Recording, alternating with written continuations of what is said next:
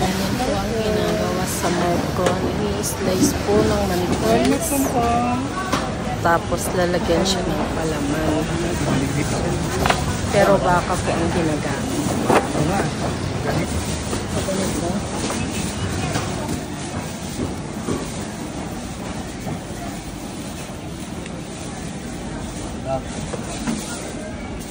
Pero tama lang yun kasi pagka tinali ito eh. Kakaputol-putol ito pagka sobrang lips eh.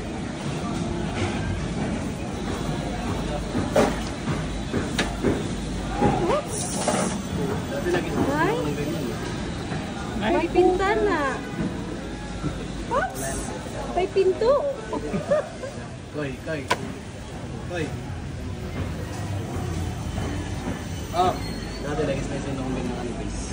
Oh, di ko lang natapos, nagising ako eh. Ay, sa panaginip lang naman pala eh. Slice ka, shawarma yun. Sige lang. Libre mga harap.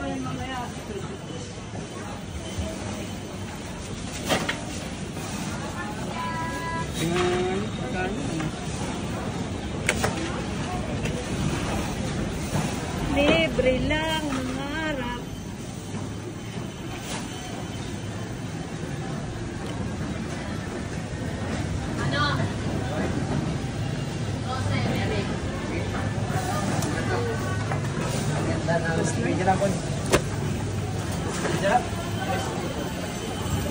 May bintana.